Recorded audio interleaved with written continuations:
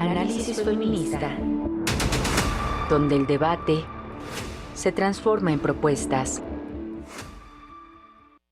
Hola, ¿qué tal? Bienvenidas a una nueva emisión de Análisis Feminista. Yo soy Lisbeth Ortiz Acevedo, estoy a nombre de la periodista Lucía Lagunes Huerta y el día de hoy hablaremos sobre la agenda antiabortista pactada por el Partido Acción Nacional, que marca un retroceso en los avances conseguidos referente a la despenalización del aborto en México. Para hablar del tema nos acompañan Patricia Ortega, representante en Jalisco de la Red por los Derechos Sexuales y Reproductivos en México, y Fernanda Díaz de León Ballesteros, subdirectora de incidencia en IPAS Latinoamérica y el Caribe. Por otra parte, platicaremos sobre ecofeminismo, una corriente que integra el feminismo y la ecología. En esta ocasión nos acompaña Marcela Morales Magaña, profesora e investigadora de la Escuela Nacional de Estudios Superiores Unidad Morelia de la Universidad Nacional Autónoma de México.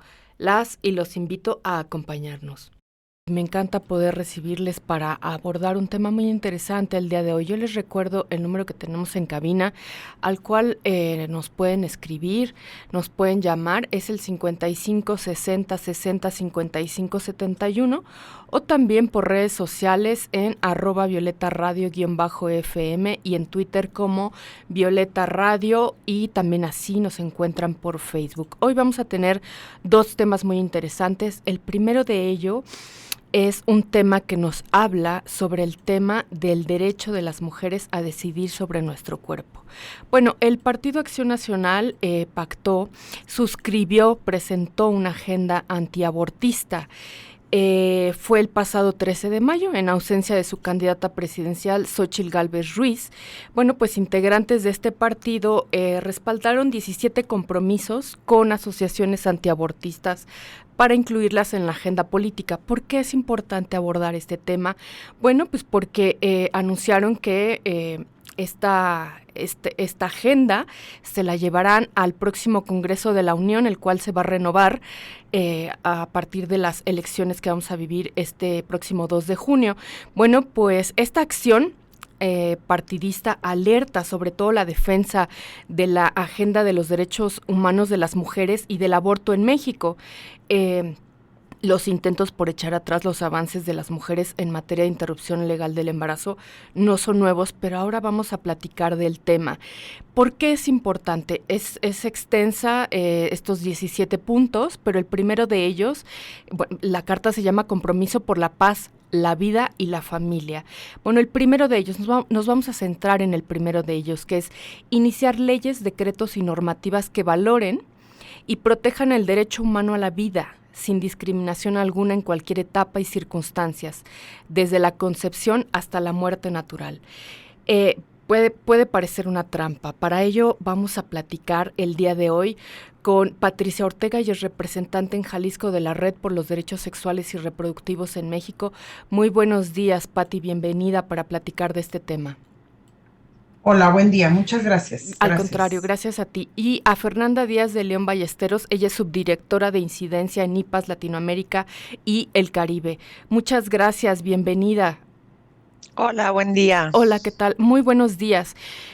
Bueno, pues IPAS es una organización que ha luchado desde hace muchos años, ha tenido como causa el tema del derecho de las mujeres a decidir sobre su cuerpo. Y era muy interesante poder hablar con ustedes sobre esta circunstancia, porque no es nueva. No es nueva el poder hablar del derecho a la vida. Puede parecer una trampa, y quisiera platicar con Patti después sobre los resultados, el que condenemos esta situación en las mujeres. Bueno, Fernanda Díaz de León, bienvenida.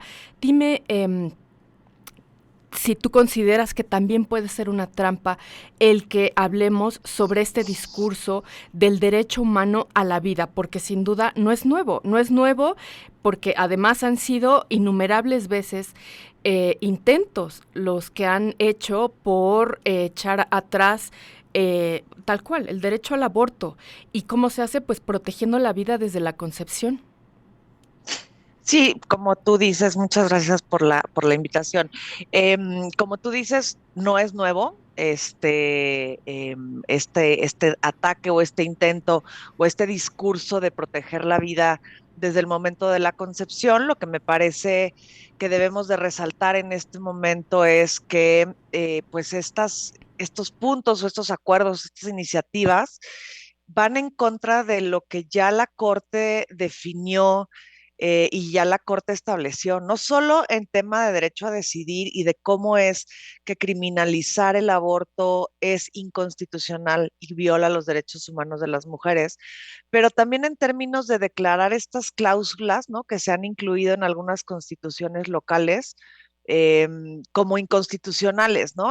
Estableciendo que no se puede argumentar un derecho o una protección a la vida absoluta porque esto implica violentar otros derechos. Entonces, lo que la Corte ha definido al analizar estas cláusulas de protección a la vida desde el momento de la concepción eh, ha sido en términos de declararlas inconstitucionales. Entonces, me parece no solo una necesidad, pero sí también una falta al Estado de Derecho, ¿no? Y a las decisiones de un poder de la Unión que ya ha definido, que ya se ha pronunciado, que ya ha establecido los márgenes sobre los cuales se debe reglamentar en este tema, ¿no?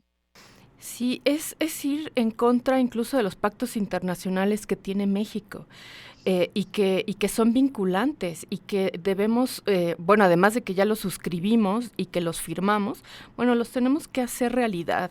Patti, hemos estado documentando contigo aterrizarlo. Hoy México, a pesar de tener esta sentencia de la Suprema Corte donde despenaliza por completo la interrupción del embarazo, hoy las mujeres siguen siendo criminalizadas por tener el derecho a decidir, pero además de eso, hay que poner en la mesa que también esto incluye a niñas y adolescentes, y tú tienes casos, el que hemos seguido, como lo hemos llamado en nombre ficticio editorial, el caso de Rocío en Jalisco, que nos recuerda muchísimo al caso de Paulina. Y yo quiero que nos platiques, al aterrizarlo, qué sucede con el cuerpo y vida de las mujeres cuando las criminalizamos. Sí, gracias. Sí, yo creo que esto que tú describes, pues es justamente lo que hemos venido discutiendo por años, ya como lo decía también Fernanda. Y efectivamente, o sea, plantear el derecho a la vida así en abstracto, digo, como que, pues digo, cuando ellos plantean proteger la vida desde la concepción, pues ya nos conformaríamos con que la protegieran desde el nacimiento, ¿verdad? O sea, como que ya cuando la persona nace, como que entonces ya no le importa a nadie y hay que se las arregle como pueda. Eso por un lado, pero por otro lado, sin tomar en cuenta que vivimos en un contexto, en una cultura patriarcal machista, en la que ha sido imposible para las autoridades erradicar la violencia sexual. Entonces ahí tenemos el otro problema, ¿no? O sea, porque las víctimas de violencia sexual, ahora, por ejemplo, en Jalisco, no sé cómo sea en el resto de los estados de la República, en mayoría las víctimas son menores de edad.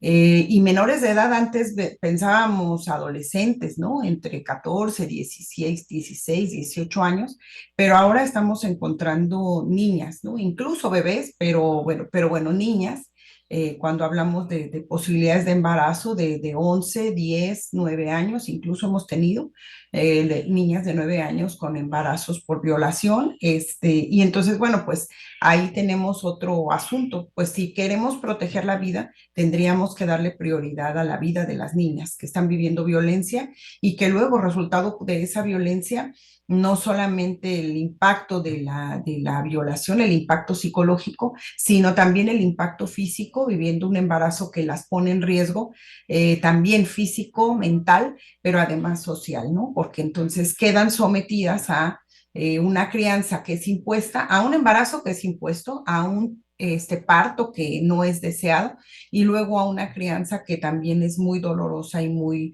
complicada porque obviamente sabemos también, acá en Jalisco una compañera nos decía, una compañera trabajadora social, decía, en Jalisco lo único que se necesita para abortar es tener dinero. Y entonces, bueno, pues sí hay una diferencia, ¿verdad?, entre las personas que pueden pagar un servicio en otro estado de la República, en otro país del mundo, pero también quien puede pagarle aquí mismo en el estado a un médico para poder hacer esto en una clínica, ¿no? Entonces, y quien no lo puede hacer, y quien no lo puede hacer regularmente son las niñas, las adolescentes, las mujeres de escasos recursos que regularmente no habitan el área metropolitana de Guadalajara o los lugares en donde hay hospitales en donde se pueden brindar servicios, por ejemplo, para causar violación. Entonces, bueno, pues, o sea, como que se van atravesando todas estas vulnerabilidades y dejamos más desprovistas a las personas más indefensas, ¿no? Entonces, sí te diría que es tramposa este tema de proteger la vida desde la concepción. Comprométanse a protegerla a partir de la vida y luego ya veremos qué hacemos antes del nacimiento, ¿no? A ver cómo resolvemos. Si nos dijeran que resuelven la violencia sexual, que resuelven los riesgos para la salud, la vida, bueno, pues entonces les garantizamos que las organizaciones acompañamos a las compañeras, a las chicas que están en situación de aborto voluntario, mujeres mayores de edad, ¿no? Ya las podemos acompañar nosotras y resolveríamos el problema, pero no es así, o sea, no se comprometen a ello, ¿no? Es hablar por hablar, creo, y además en contra de la ley. Muchas gracias, Pati. Sí, sin duda, hablar de este tema tenemos que incluir los temas de desigualdad y de acceso a el derecho, a ejercer este derecho. Fernanda Díaz de León, de IPAS, te quiero preguntar, fíjate que hemos documentado un poco sobre la visita de Milei a España y donde hablábamos precisamente que se había acercado con el partido de ultraderecha Vox en español, pero ¿por qué me remito a este momento? Bueno, me remito a este momento porque ya se hablaba de un plan de expansión de ultraderecha conservadora en América Latina. Y casualmente se da ese 19, ¿no? Ese 19 de mayo, cuando Xóchitl Gálvez también está en el Zócalo capitalino y dentro de su propio discurso también hablaba de proteger el derecho a la vida.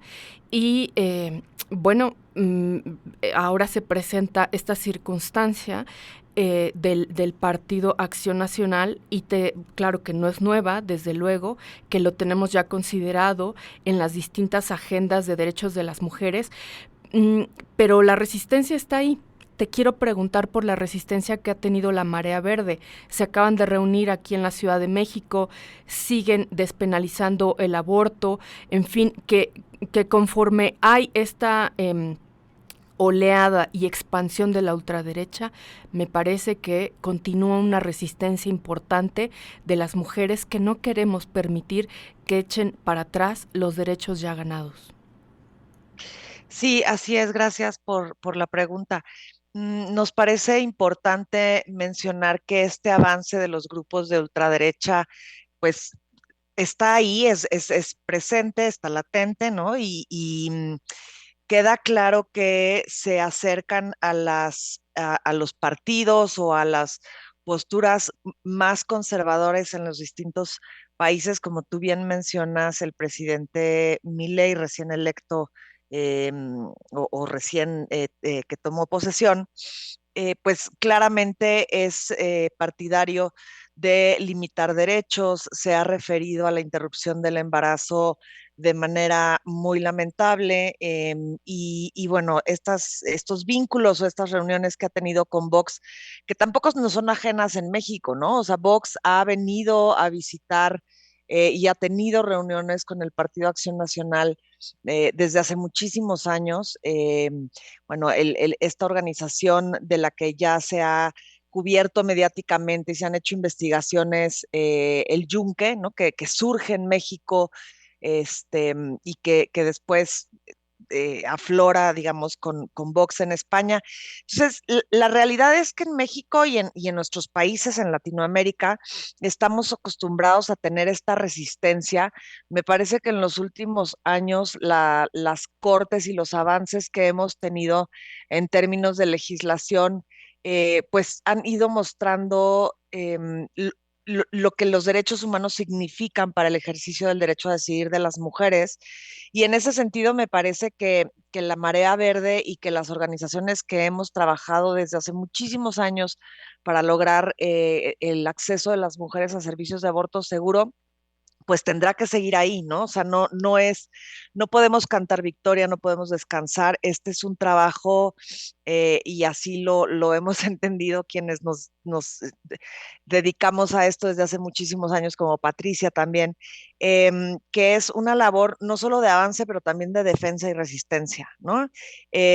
Mientras siga habiendo estas posturas y estos partidos que pretendan limitar los derechos y que pretendan imponer sus creencias al resto de las personas, aunque no sean las mismas creencias, pues tendremos que seguir luchando y trabajando siempre con un marco de derechos, ¿no? Porque digamos que el avance que hemos visto en los últimos años en la región, en Colombia, en Argentina, incluso en México, ha sido con la base de los derechos humanos y me parece que eso también es importante rescatarlo, ¿no?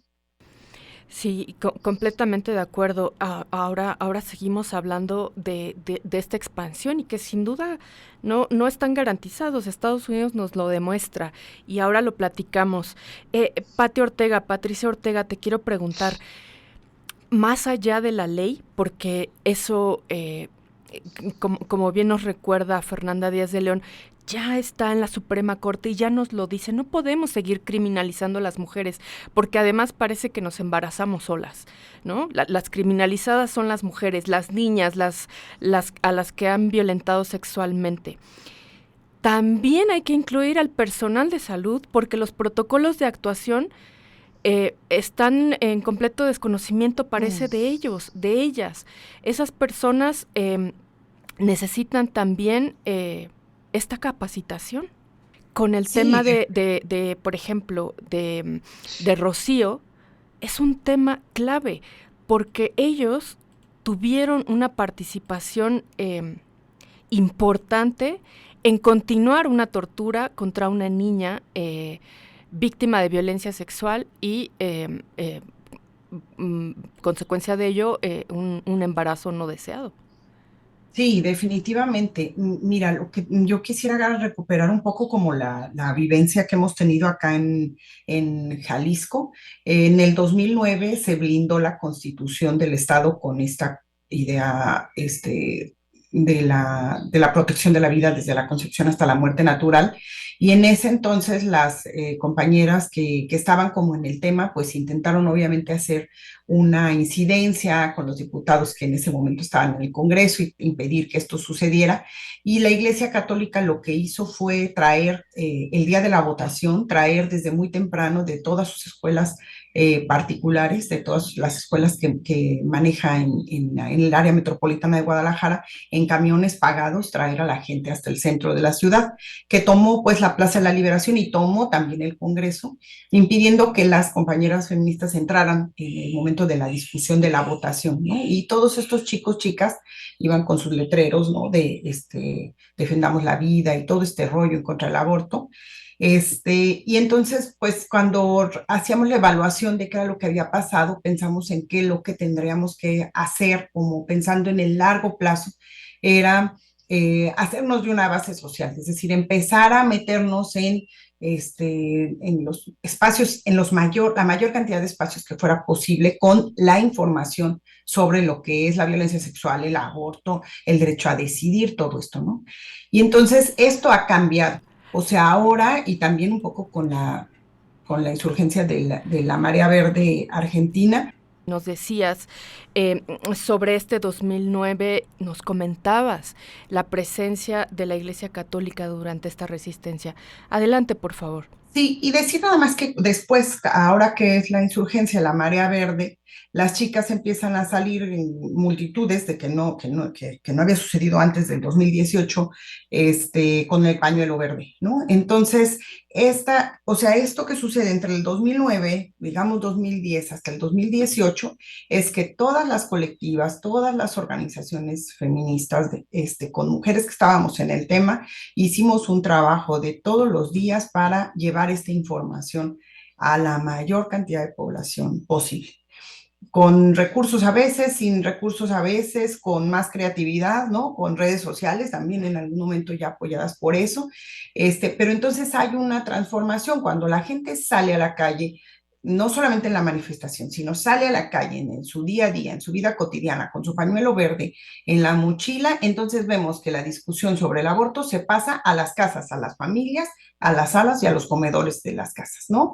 Entonces, esto deja de ser un problema que se ve en la televisión, un debate que se va a dar ahí entre el diputado, el cura, el médico, ¿no? En donde las mujeres no teníamos la voz y empieza a darse en el interior del hogar.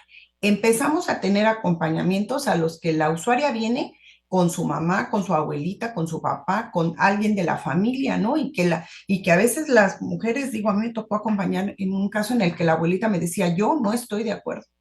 Yo no estoy de acuerdo con lo que ella va a hacer, pero esto ella no lo hace sola, aunque esto sea lo último que yo haga. Entonces empezamos a ver que hay una transformación, o sea, sí hemos hecho un trabajo y por eso es que estamos teniendo los resultados que estamos teniendo. No dejar de ver este embate, obviamente de la derecha, eso no lo podemos dejar de ver, no lo podemos dejar de tener en el radar, pero también tenemos que saber que las chicas están haciendo su chamba ahora con sus mamás, con sus tías, en sus redes, en el grupo de la familia, ¿no? Poniendo y expresando abiertamente que esta perspectiva está cambiando, ¿no? Entonces ahora, digo, lo que estamos diciendo acá ante el PAN, que incluso se negó en un primer momento la presidenta de la mesa directiva del Congreso, que dijo, no, aquí el tribunal no, pues no tiene nada que ver, nosotras somos un poder autónomo y podemos decidir si lo tratamos o no lo tratamos, si lo despenalizamos o no lo despenalizamos, tuvo que recular, o sea, tuvo que reconsiderar y citó, obviamente, citó amañadamente al Congreso para entonces discutir el tema. Cuando todo el mundo anda en campaña, por supuesto que además quienes no querían avalar esto no se presentaron, y no se pudo llevar a cabo la sesión, ¿no? Un par de veces ha sucedido esto, pero entonces ella ya ha declarado también públicamente que no les queda de otra y que lo van a tener que hacer porque así lo indica la Suprema Corte de Justicia. Entonces decimos, nosotras también votamos, ¿no? O sea, nosotras también estamos acá y entonces vamos a ver, o sea, pueden hacer esto, pueden hacer estas alianzas y pueden intentar ir en contra de los derechos de las mujeres, pero nosotras también estamos aquí y también estamos trabajando para que esto avance en vez de que retroceda, ¿no? No dudo que tengamos que dar todavía mayores batallas, pues, o sea, ser más creativas, pero realmente nosotros sentimos que la composición, que la despenalización social se ha dado, ¿no? Y nada menos si compartíamos en la ocasión anterior que nos vimos, que la cobertura que le dieron a los medios a este caso de la niña a la que le negaron el servicio en Jalisco, generó que en los propios servicios de Secretaría de Salud haya habido un incremento de solicitudes a partir de que las familias se enteran que tienen derecho y que pueden llevar a la niña sin tener que interponer una denuncia, ¿no? Sin tener que hacer un procedimiento porque luego quieren proteger al agresor, ¿no? Entonces, eso significaba que sacrificaban a la niña. Ahora pueden llevarla a hacer un procedimiento y entonces de otro tema ya estamos hablando, pues, ¿no? Entonces, sí decir que sí estamos poniendo atención a lo que sucede con esta emergencia de la derecha, de la ultraderecha, y también decimos, estamos trabajando desde hace años y vamos a seguir trabajando por esto, ¿no? Sí, hay que seguir trabajando porque hoy México representa un país donde se siguen registrando muertes de mujeres por abortar, por complicaciones en sus embarazos, durante el parto, puerperio, o simplemente por una hemorragia obstétrica. Estoy de acuerdo con el Observatorio de Muerte Materna y ya para este 2024 ya llevamos un acumulado de más de 130 mujeres, adolescentes y niñas quienes han enfrentado una circunstancia así. Tenemos que seguir trabajando en este sentido y yo te quiero preguntar, Fernanda Díaz de León, de IPAS, el caso Estados Unidos, el caso más cercano que tenemos, el 22 de junio del 2022, el Tribunal Supremo de los Estados Unidos anula el derecho del aborto en Estados Unidos, y con eso pone en riesgo a más de 30 millones de mujeres que quedaron desprotegidas, porque es una sociedad diversa, y sin duda esto, al hablar de despenalizar o penalizar, tenemos que incluir el tema de discriminación, desventajas, para algunas, y por ejemplo el tema migratorio atraviesa profundamente esta penalización, y bueno, pues este fallo nos prendió las alertas, yo creo que no solamente en América Latina, sino en todo el mundo, porque era un tema que ya se había despenalizado. Entonces, este embate de la ultraderecha creo que nos los tenemos que tomar muy en serio. Sí, sin duda la decisión de la Corte Suprema en Estados Unidos fue em, un fuerte golpe, ¿no? Al ejercicio del derecho a decidir de las mujeres en Estados Unidos. Acá vale la pena mencionar que en Estados Unidos el derecho al aborto era un derecho dado, ¿no? Un derecho por el que, digamos, se trabajó, se peleó, evidentemente se llegó a la Corte con un caso en particular buscando la garantía del acceso al aborto. Sin embargo, no había una tradición, digamos, de ir despenalizando estado por estado y trabajando y convenciendo y trabajando con la despenalización social. Desde 1973 las mujeres en Estados Unidos nacían con el derecho a interrumpir el embarazo si en algún momento de sus vidas reproductivas requerían el servicio, ¿no? Justamente estas estrategias de la ultraderecha que cada vez se van volviendo más complejas, pues apuntan, ¿no? A revertir esta decisión constitucional que era lo que sostenía el derecho al aborto en Estados Unidos. Es un poco diferente lo que pasa o cómo hemos venido logrando derechos en América Latina, ¿no? En América Latina, hasta hace muy poco, el trabajo era con legisladores y legisladoras, con buscando que el reconocimiento de algunas causas para el aborto legal se incluyeran en los códigos penales. Ya se hemos ido avanzando, incluso así se fue avanzando en México, ¿no?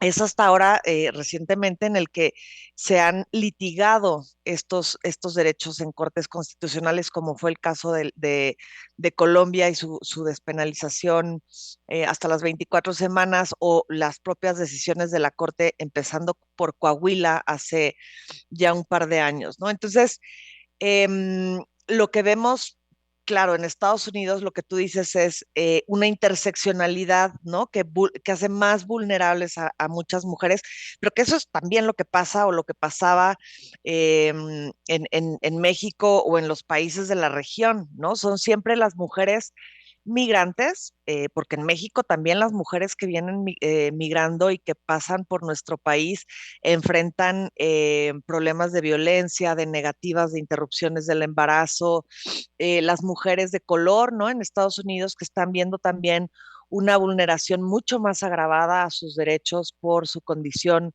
de ser mujeres de color. Las mujeres pobres, las mujeres que tienen otros factores de vulnerabilidad, son las que más dificultades están enfrentando para poder acceder a un aborto en Estados Unidos, aun cuando hay estados en los que en los que todavía es legal, en los que se ha garantizado estos llamados estados santuario, ¿no? Que estamos acostumbradas al término por el tema de la migración y de los Dreamers, pero ahora hay estados santuarios en términos de aborto. Estas mujeres no pueden llegar a esos estados, ¿no? Las mujeres que viven en estados que criminalizan, que no tienen documentación para poder desplazarse de un lugar a otro, las mujeres que no tienen dinero para pagar el transporte, las mujeres que tienen que encargar a su familia con personas y que muchas veces no tienen redes de apoyo, ¿no? Para esto. Entonces, sí estamos viendo que en Estados Unidos se están exacerbando los problemas de falta de acceso que hemos visto y a los que estamos muy familiarizadas en América Latina, ¿no? Y uno de los objetivos de esta reunión de la Marea Verde que mencionabas tú hace un rato, que se dio hace unas semanas en México, pues busca justo eso, ¿no? El intercambio entre el movimiento feminista de Estados Unidos con el movimiento latinoamericano, de compartir estrategias, de buscar alianzas, de fortalecer los movimientos para lograr que las mujeres tengan el menor impacto posible por estas políticas que lo único que buscan es limitar el acceso a los derechos, ¿no? Y imponer ideologías. Bien, desafortunadamente ya estamos por concluir este segmento que ha sido tan interesante. Y bueno, pues para cerrar, Patti, quisiera que nos compartieras en 2 minutos breve este cambio de paradigma. Me interesa mucho lo que dices. Eso me parece que forma parte de la resistencia desde las juventudes en este país, porque sin duda estamos desde la Cámara de Diputados, senadores, Suprema Corte, pero las jóvenes son las que han hecho la diferencia en este cambio de paradigma. Cuéntame un poco de eso, Pati. Sí, básicamente que lo que logramos, la idea que logramos germinar es la de que ante un embarazo la única alternativa no es un parto, ¿no? Entonces las chicas que ahora se embarazan dicen, pues tal vez sí, ¿verdad? Pero tal vez no. Y entonces, ¿qué tengo que hacer? Y empezar a buscar como estas alternativas. Creo que es difícil, sí, porque, pues digo, sabemos que en el patriarcado la idea de que la vida humana dependa de la decisión de una mujer jamás va a ser aceptada, ¿no? Entonces nos vamos a ir encontrando como otros obstáculos y otros cuando logremos vencer algunos, ¿no? Que es lo que sucede, creo, en Estados Unidos. También es real que el capitalismo neoliberal nos ha hecho cada vez más ignorantes de nuestros propios derechos y de nuestras propias posibilidades. Entonces también tenemos que hacer ese trabajo, ¿no? Las mujeres tienen que conocer su cuerpo, las mujeres tienen que saber cómo es que funciona todo este proceso y en qué momento y cómo y con quiénes es con quienes me puedo acompañar. Pero bueno, pues en eso estamos, ¿no? Básicamente creo que la idea es que sepamos que ante un embarazo lo que sigue no necesariamente tiene que ser un parto, que ahí está mi decisión, que tengo posibilidad de plantearme por lo que yo quiera, porque quiero estudiar, porque quiero pasear, porque quiero estar rascándome la panza, cualquiera de las causas es válida y tiene que ser escuchada, tiene que ser considerada. Qué bueno que lo podamos hacer de manera legal con el respaldo institucional, pero si no es así, también lo hemos venido haciendo y eso es lo que hemos demostrado y creo que esa también es la enseñanza para Estados Unidos, ¿no? O sea, para las mujeres en Estados Unidos que sepan que aunque esté penalizado, lo podemos realizar. Ya para finalizar, si alguien nos está escuchando en este momento y necesita apoyo, necesita atención, esta es la pregunta para cualquiera de las dos. ¿Qué tiene que hacer en cualquier parte de la República Mexicana que nos estén escuchando? Porque la radio llega a todos lados, porque además lo transmitimos también por redes sociales. Si una niña, si un adolescente, si una mujer nos está escuchando y necesita interrumpir, quiere interrumpir ese embarazo, ¿a dónde tiene que acudir? ¿Alguna de ustedes me puede compartir información? Bueno, nosotras en IPAS tenemos una asistente virtual que da toda la información sobre acceso al aborto, se llama Sofía, también nos pueden escribir en la página de ipasmexico.org.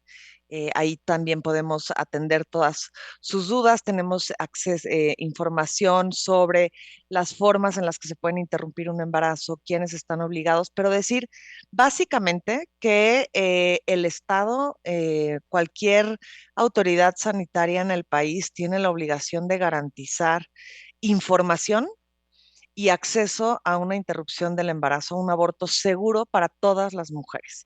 Entonces, me parece que es muy importante rescatar como este mensaje de todas tenemos derecho a tomar decisiones sobre nuestra reproducción en cualquier momento de nuestra vida reproductiva y que en IPAS, LAC, pero también las redes en Jalisco y en todo el país, estamos aquí para acompañarles y para hacer más llevadero este proceso y para eliminar todas las barreras que las mujeres pudieran encontrar en el ejercicio de sus derechos. Muy bien, pues yo les agradezco esta charla. Muchas gracias.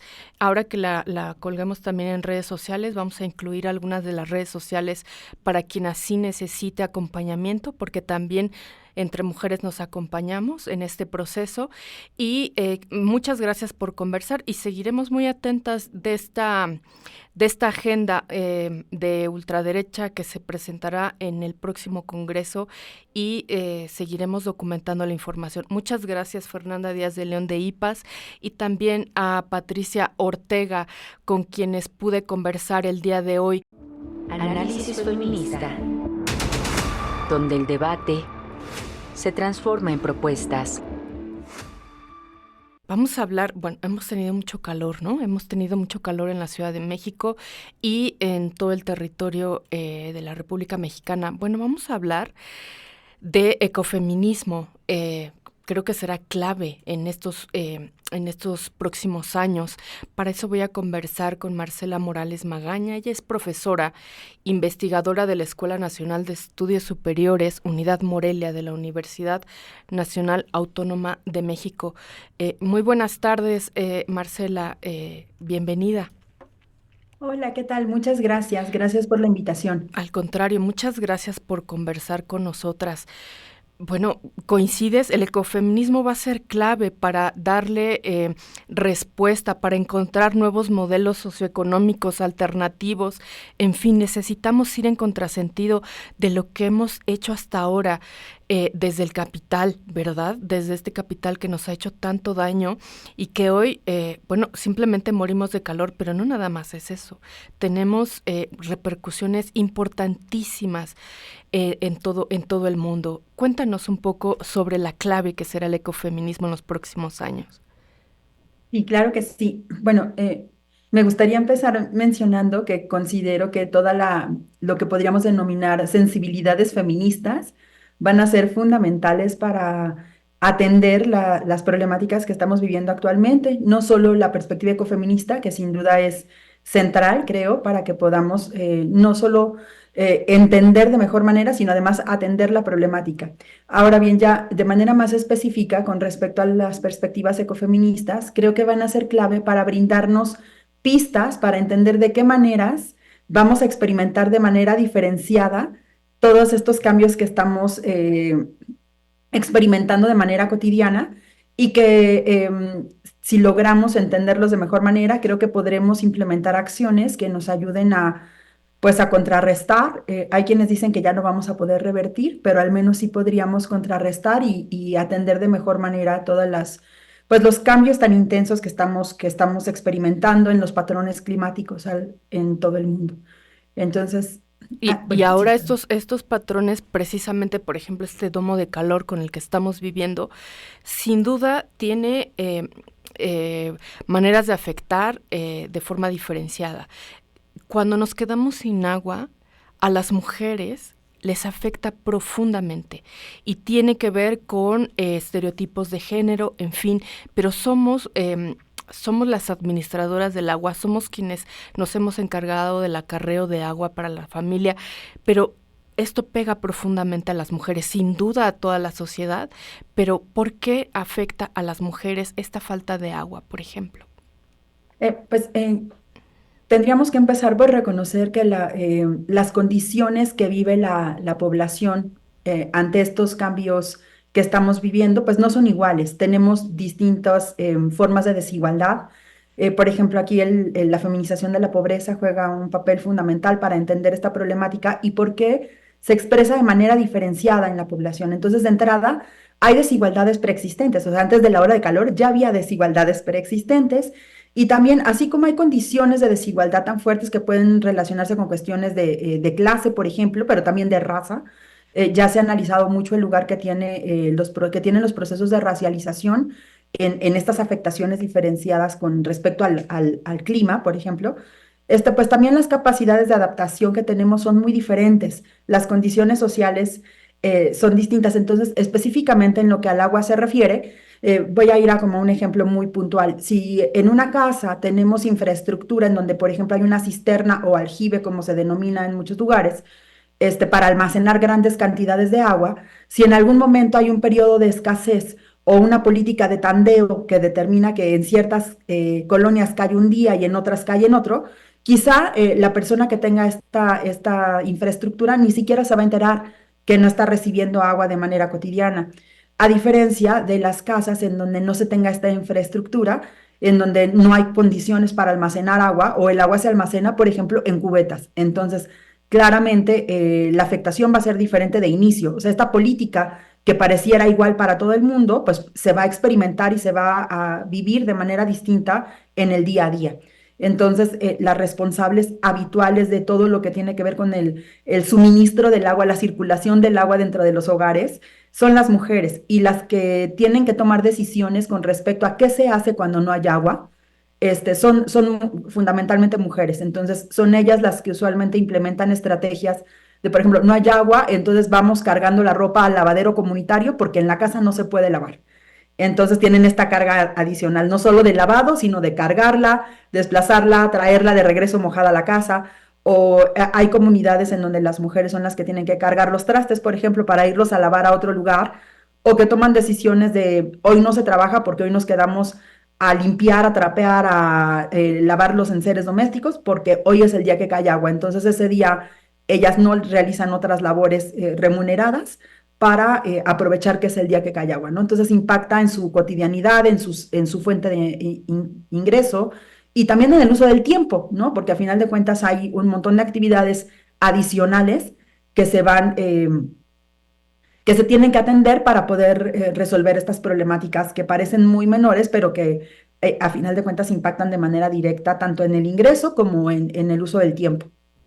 Bien, ¿qué podemos hacer? Bien que nos has dicho que este ecofeminismo o feminismo ecológico, que va a ser clave y que nos da pistas para contrarrestar.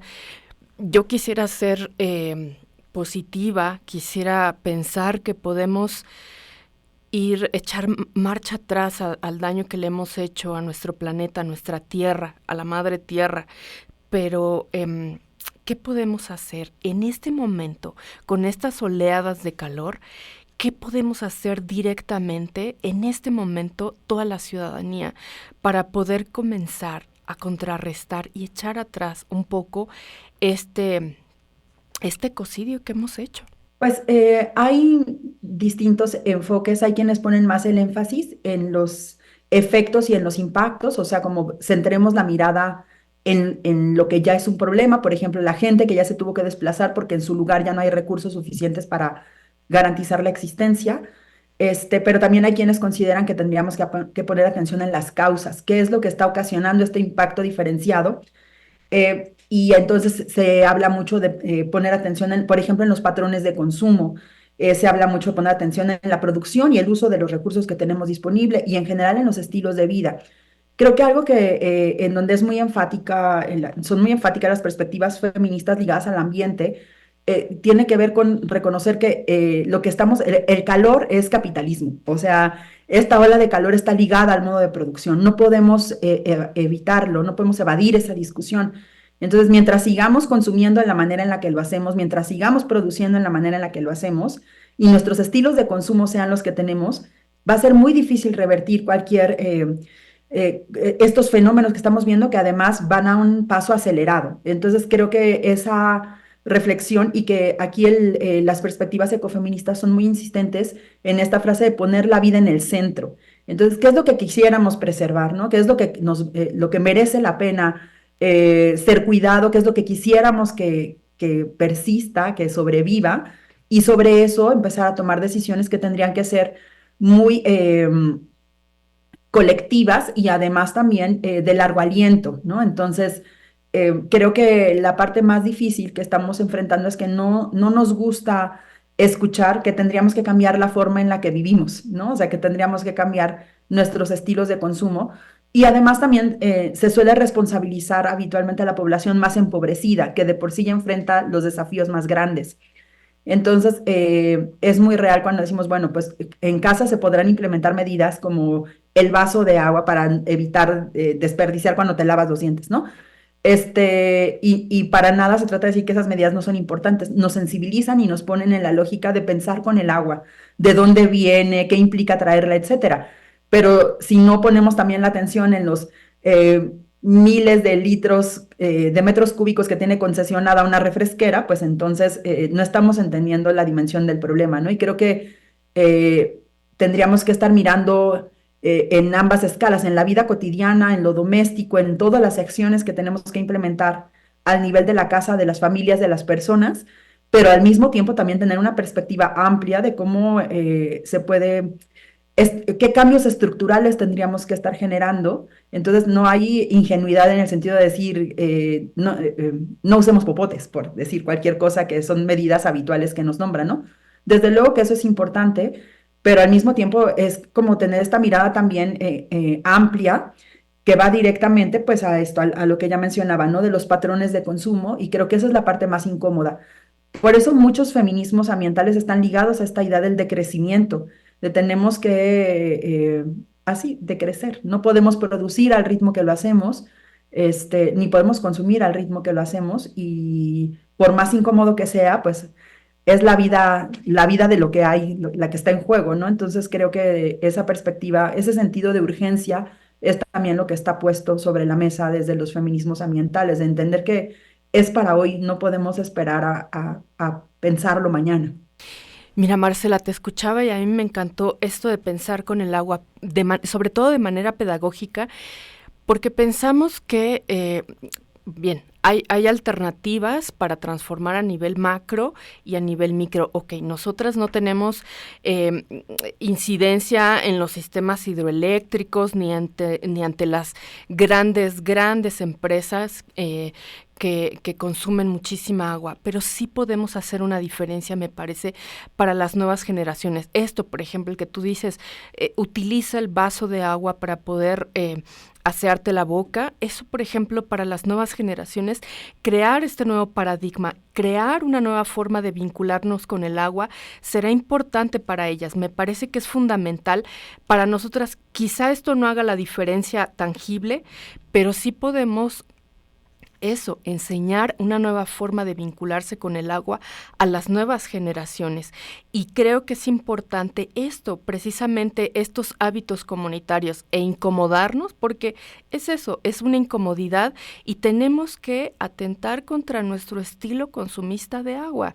Eso es una realidad y tenemos que aprender a cuidarlo. Yo te quiero preguntar a las nuevas generaciones, ¿cómo les mostramos cómo pueden vincularse a través de esta mirada ecofeminista y poder enseñarles que pueden vincularse de una manera distinta con el agua y no como lo hemos hecho hasta ahora?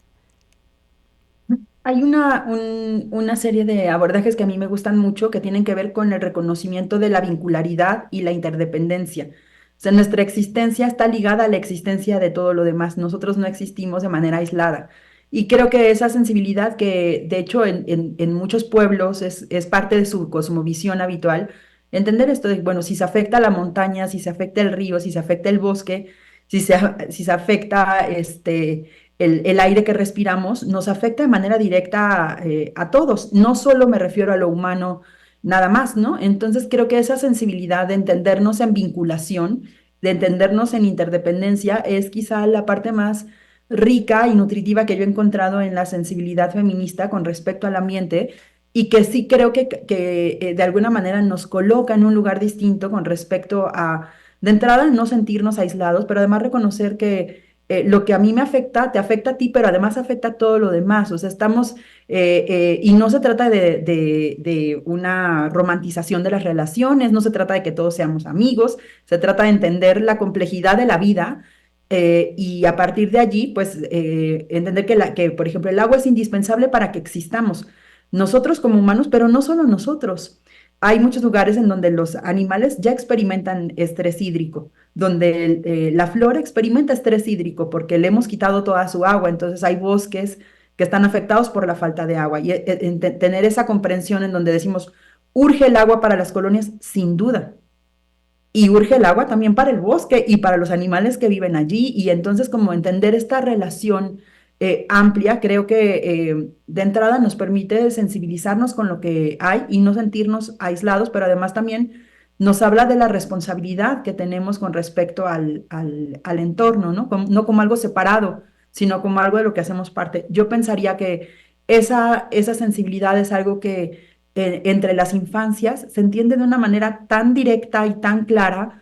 Creo que en la población adulta a veces es más difícil, pero yo la verdad es que tengo mucha, no sé si esperanza es la palabra, pero como creo que las personas más jóvenes son mucho más abiertas a comprender estas relaciones interdependientes y lo asumen con mucha más facilidad que nosotros que tenemos tantas resistencias y que a veces nos es tan difícil imaginar que la vida puede ser de otra manera.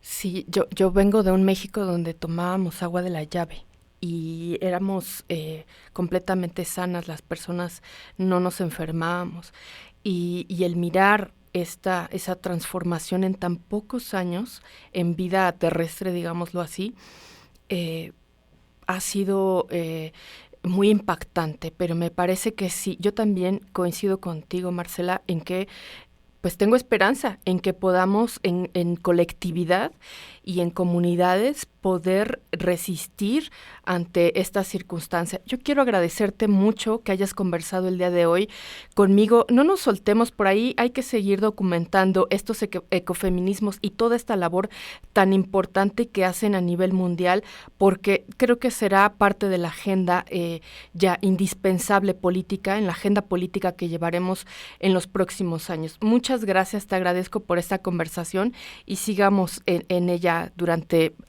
los próximos momentos. Muchas gracias, Marcela. Eso fue todo en este episodio de Análisis Feminista. Las y los invito a compartirnos sus comentarios en nuestras redes sociales. Recuerden que pueden escuchar el resto de nuestros episodios en Spotify y en SoundCloud. Análisis Feminista, donde el debate se transforma en propuestas.